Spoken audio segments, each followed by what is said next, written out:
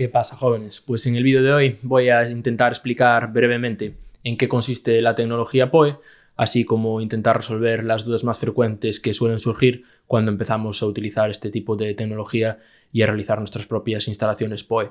Así que, sin más, vamos al lío. Bueno, pues para intentar explicar un poquito en qué consiste la tecnología PoE, he preparado esta breve presentación. Básicamente, PoE hace referencia a Power over Ethernet, y lo que nos permite la tecnología PoE es alimentar dispositivos de red a través del propio cable Ethernet. Es decir, tendremos un único cable en el que compartiremos tanto la transmisión de datos como la aportación de energía al dispositivo, lo que simplifica enormemente los despliegues de red al no tener que llevar por separado el cableado de datos y la alimentación. Una de las principales dudas que a mí me surgió cuando empecé a buscar información sobre PoE era en cuanto al cableado y a las distancias. Principalmente si vale cualquier tipo de cable Ethernet para utilizar con PoE o se necesita algún tipo de cable especial. En general, la distancia pues sigue un poquito el estándar Ethernet. Podemos considerar como distancia máxima pues los 100 metros que soportan normalmente los tipos de estándares Ethernet. Y en cuanto al cable a utilizar, podemos decir que prácticamente nos serviría a cualquiera, a no ser que trabajemos con potencias demasiado altas. En concreto, Cat5, Cat5e sobre todo y superiores, nos servirían para alimentar por PoE y lo recomendable sería siempre utilizar un Cat6a de tipo SFTP. Si la instalación lo permite, pues un Cat7a con SSTP, que son unos cables de categoría 7 que aparte de tener el aislamiento típico exterior tienen una malla a mayores, pues nos va a dar ese plus de disipación de energía que si trabajamos con potencias muy altas o con distancias muy largas, pues siempre es un plus que si no estamos limitados por la instalación a realizar y el precio tampoco es un problema, pues siempre es conveniente utilizarlo, sobre todo de cara al futuro. El principal inconveniente de estos tipos de cables es que son bastante rígidos y si tenemos que pasarlos por una instalación que ya tenemos hecha en una vivienda o en algún local comercial, pues si los tubos por los que tenemos que pasarlos son pequeños o tenemos que compartirlos con otros cables, pues puede ser muy difícil pasar un cable de categoría 7 de tipo SSTP. Entonces, si vamos a instalarlo en algún sitio donde vayamos a hacer una instalación nueva, lo recomendable siempre es instalar tubos lo más grandes posible y el mayor número de tubos posible, por si queremos utilizar algún cable de estas características, pues siempre tener la posibilidad de hacerlo de forma sencilla. Yo, por ejemplo, aquí en el piso hice cableado Cat7 con cable de tipo SSTP sin ningún problema porque dimensioné los tubos bastante holgados y no tuve ningún problema para pasar el cable. Pero sí es cierto que si lo comparamos con un Cat5e, por ejemplo, es un cable mucho más rígido, más grueso y más difícil de trabajar con él en la instalación. Otra de las principales dudas que surgen en cuanto empezamos a leer un poquito sobre lo que es PoE y las diferentes alternativas que tenemos es la diferencia que hay entre PoE activo y PoE pasivo. Básicamente la principal diferencia es que el PoE activo negocia la cantidad de energía que va a necesitar ese dispositivo de forma activa. Es decir, que si nosotros conectamos un dispositivo a un switch o a un alimentador PoE activo, no comenzará a alimentar el dispositivo automáticamente, sino que habrá una negociación previa en la que el dispositivo a alimentar le indicará al switch o al alimentador PoE qué voltaje y qué cantidad de energía necesita y a partir de ese momento es cuando el switch pues comenzará a alimentar el dispositivo. Mientras que con un PoE pasivo, en el momento en el que enchufemos el dispositivo al alimentador PoE, ya estará circulando corriente a través de ese cable. Generalmente el PoE pasivo también está limitado a 10-100 megabits por segundo, aunque esto no siempre es así. Yo, por ejemplo, aquí el router que compré, que os dejaré un link aquí arriba para que podáis ver el vídeo, pues es un router que trabaja con PoE pasivo y sin embargo soporta velocidad gigabit. Entonces, bueno, no es siempre así, pero normalmente los switches PoE pasivos pues suelen estar limitados a 100 megabits por segundo. Y otra de las diferencias entre un alimentador activo y un alimentador pasivo es que, como en el alimentador activo hay esa negociación previa, si por ejemplo enchufamos a ese switch activo un dispositivo que no requiera PoE, funcionará normalmente sin ningún tipo de alimentación, es decir, el switch no enviará electricidad al dispositivo y podremos funcionar con él normalmente. Sin embargo, si lo enchufamos a un PoE pasivo, estará corriendo electricidad hacia él. Entonces podemos estropear el dispositivo. Si el tipo de PoE pasivo también no es el que soporta ese dispositivo, aunque sea PoE pasivo, pues podemos también quemar ese dispositivo si la alimentación no es la adecuada. Entonces eso, la principal ventaja entre el PoE activo y el PoE pasivo es que en el PoE activo hay una negociación sin la cual no se envía energía y que podemos conectar también cualquier otro tipo de dispositivo que no sea PoE. Pasando a ver ya un poquito los diferentes tipos de PoE activo y las potencias que soportan, lo más normal cuando estamos buscando algún switch PoE pues es ver que son PoE, PoE Plus, PoE Plus Plus, y la verdad al principio pues no nos queda claro cuál es la diferencia entre estos diferentes estándares. Básicamente son todos retrocompatibles, es decir, podemos conectar un dispositivo que requiera alimentación PoE a un switch PoE++ sin ningún tipo de problema.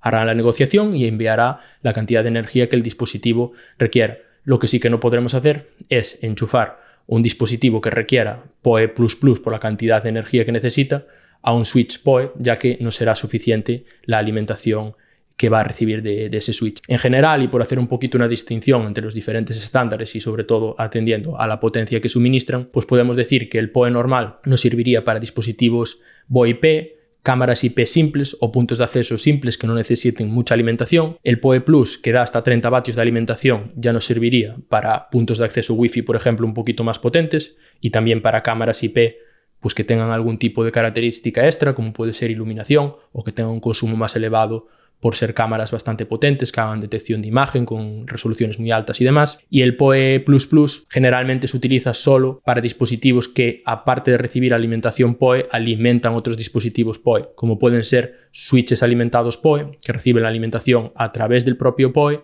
y también alimentan otros dispositivos mediante PoE, o sistemas de videoconferencia complejos que también requieren pues eso, potencias por encima de los 30 vatios. Aquí lo que os quería poner es un poquillo unos ejemplos típicos de dispositivos PoE y la cantidad de energía que necesitan cada uno para que veamos qué estándar PoE necesitaríamos para cada uno de ellos. Al principio lo que os he dejado aquí pues es un punto de acceso Ubiquiti, el más simple que tienen, que solo consume 12 vatios. Entonces este dispositivo se puede alimentar perfectamente con un switch PoE normal estándar. Así como esta cámara Reolink, que también tiene un consumo menor de 12 vatios, por lo que un switch PoE estándar nos permitiría alimentar cualquiera de estos dos dispositivos. Pasando a dispositivos un poquito más complejos, tenemos el Ubiquiti Long Range, que es un punto de acceso ya con más potencia y más antenas, que ya requiere más alimentación. En este caso requiere 18,5 vatios, por lo que tendríamos que irnos a un PoE+, porque con un PoE normal no nos sería suficiente para alimentar este tipo de dispositivos. Así como esta cámara Reolink, que como veis tiene dos luces extra, que requiere una alimentación menor que 24 vatios, pero mayor que lo que da PoE. Por lo tanto, necesitaríamos irnos también a un switch de tipo PoE+. Y por último, lo que os he puesto aquí pues es un switch también de Ubiquiti, que es lo que os comentaba. Es un switch que recibe alimentación por PoE y permite alimentar otros dispositivos también por PoE. Y en este caso, pues tiene un consumo de 46 vatios, por lo que ya nos tendríamos que ir a un alimentador PoE de tipo PoE++ para poder alimentarlo. Otra cosa que tenemos que tener en cuenta es que existe una diferencia entre la potencia que da por puerto un switch PoE y el PoE budget, que se suele denominar. De la potencia por puerto es la potencia individual máxima que puede suministrar cada uno de los puertos que tenga ese switch, y luego tenemos el PoE budget, que es el máximo de potencia que puede suministrar ese switch. Por ejemplo, aquí tengo un datasheet de un dispositivo también de Ubiquiti y como vemos la potencia máxima por puerto son 30 vatios. Y aunque tiene 4 bocas PoE, no quiere decir que dé 4 por 3, 12, 120 vatios PoE, sino que estamos limitados a un total de 52 vatios, que es el máximo que todos los dispositivos que estén conectados a este switch pueden consumir. Entonces, por un lado tenemos eso, este PoE budget, que es lo máximo que el switch puede suministrar al conjunto de dispositivos conectados a él, y el PoE por puerto, o la energía por puerto, que es el máximo de energía que puede suministrar en un único puerto. Y una vez visto esto, pues la pregunta que normalmente nos hacemos cuando estamos buscando este tipo de información es ¿qué switch compro?